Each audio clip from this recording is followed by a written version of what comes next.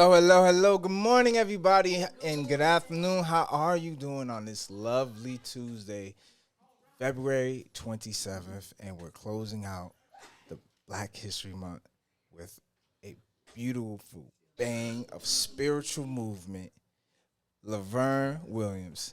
And and Laverne is here not to just tell you about Black history from her point of view and spiritualness from her point of view altogether. As you know that we always like to start it off with a "Do you care about your self care?" Because I did start it a little wrong. So, do you care about your self care? Yes. All right, now we on the right foot. So, Laverne, Yes. I'm happy to have you here again. Thank you for Like, having me. it's been a while. It's Yes. been a while. And the last time you was here, we had your son, Takeem, Yes. and then shortly after we had you come in, and you was going at that time last year, just like this year, she's going to McDonald's Gospel Fest, Yes. right? So, real quick, tell us how that was because we never did a podcast on that one. Oh, it was so epic. It was so phenomenal. It was people from all around the world that was auditioning and performing. It was great. I was so great. I really am so honored to have that experience to just minister and dance on the stage. The stage seemed so big, and I just flew like all over it, just like I was flying in the air. It was so great. She really was. I mean, just seeing and hearing all because I was there. I ain't gonna lie, I was there, and seeing the different people within the gospel genre group, and then seeing the dancers and also some of the new gospel rappers trying to get themselves out there, like seeing all of that together. And the condensed time in which it all was, it was a little hectic because it was like, where are our seats? How we gonna get here? What's going on? How we going? But it was enjoyable. It was so enjoyable. Yes. I can't wait to see how it's gonna go for this year. How you feel about this year's event? I'm so super excited. I went for auditions again and I made it. So I feel so honored to be representing Passaic County, going to McDonald Gospel Fest. I'm coming up with new ideas, new creativity for my performance. I'm very excited about that. And so, yeah, we're just going to make it do what it do. So I see you have your hat. Yes, praise break for 2024. So you have donate. I see you got a QR code Yes. to your Cash App. So you're taking donations for people. Yes, I am. I want to bring some kids with me as well and get banners and T-shirts and hats like this. And I have the shirts as well. I didn't wear my shirt. My shirt has been done by Fabulous. He makes all the shirt. Yes, I remember him. And he's really good. So I'm really looking forward to this year. 2024 is my year, and I'm gonna do what God created me to do, and that is dance. All right. So let's jump into the questions because who was that back there? We're gonna jump to the first question. I hope you're ready for this. Actually, I know you are. What is the feeling you get when you move in the spirit, and why do you feel people should know? I feel relief. I feel fulfillment and completion. And I feel like everyone should know that because if you just open your heart and let God come in, and He will give you that fulfillment that you need. And the places that you are lacking, He will just give you He will fill you up. But when I dance, it's such a relief. It's a fulfillment, and then there's a release when I perform and when I minister. It's a great feeling.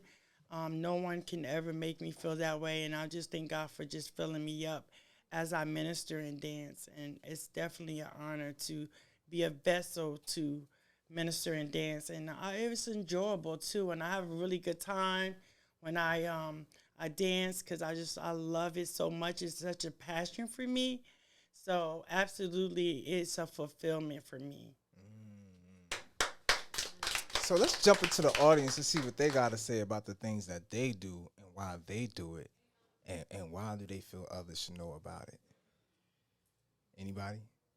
What's something that you do that inspires you, uplifts you, it moves you that you feel that others should know?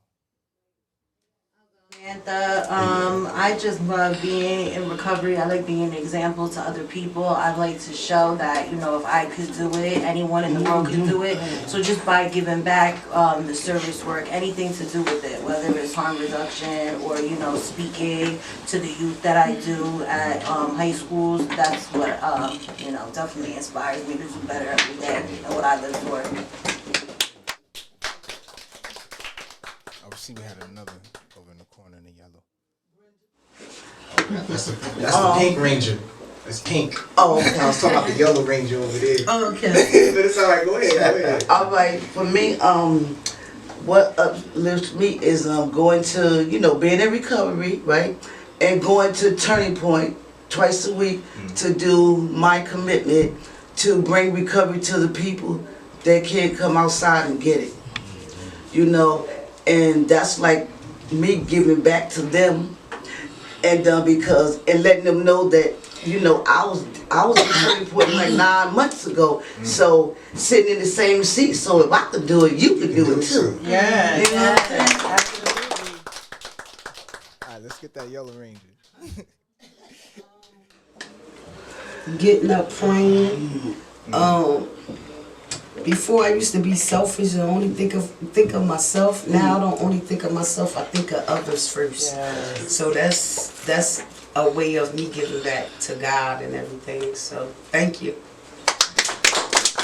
Say it one more, kids. No? All right, we'll bring it back in the room. As we see, there's even other people who do different things in different areas and fields in which God has blessed them, and like even people that aren't in this room, we know like right now they're doing their duties. Rather they know knowingly or unknowingly that is the work of the Lord.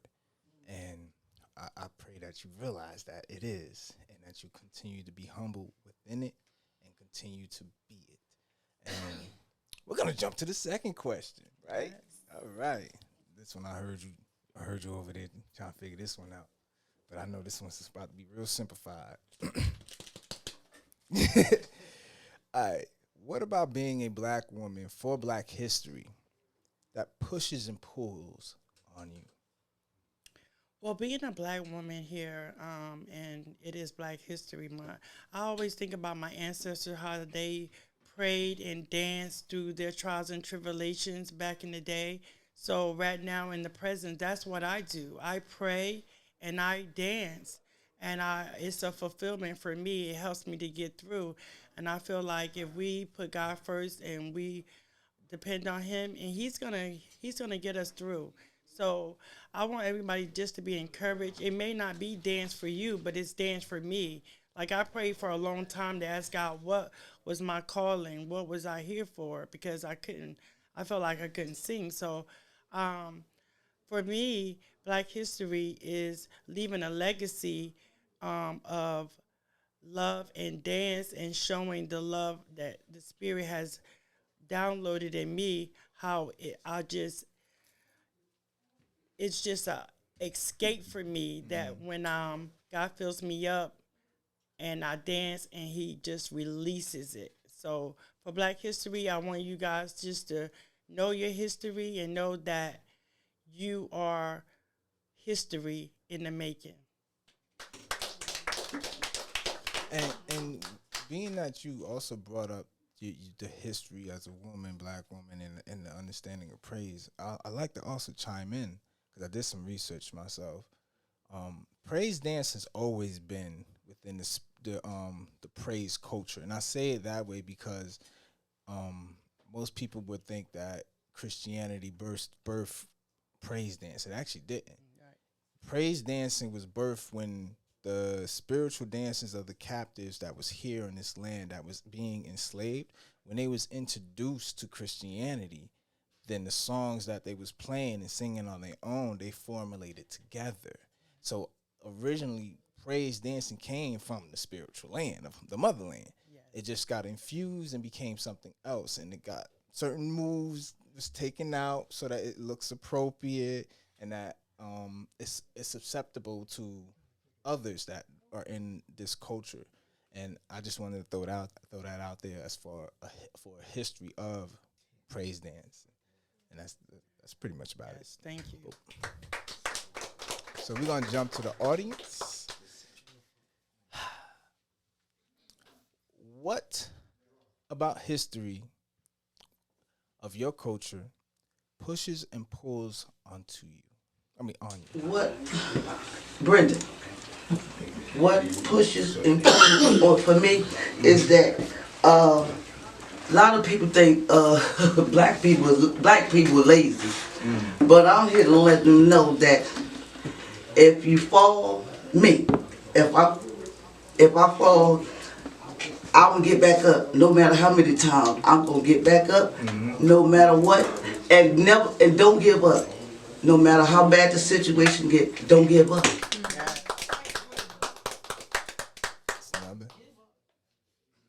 else? Hey. Me, as a Hispanic man, growing up as a child, I learned about Black history and, Dr. Martin Luther King, Muhammad Ali, Harriet Tubman, all great pioneers that made history. Yes. But today, I look at all of us as one. We all one people. We all one human. We all one heart, and we follow one beat. Yes. Thank you. You gonna leave that happy feet? All right. Let's take another one more. Follow us. One beat. What pulls and pushes on you? My name is Princess. So, what pulls and pushes on me in regards to Black history is just the way Black people in today's diaspora are more vocal than we ever been before in the world. It's kind of like our voices is being heard more dominantly than any other culture. And I only put it that way because in the past times we were perceived as inferior or less than because of, slavery and things like that. But I'm just really proud of us as melanated people to be like the biggest voice in the room. So shouts out to... I like that. Yeah, that's Biggest good. voice in the room, and we could really be a force to be reckoned with, as long as we actually hold our hands and stand together and not fight against one another.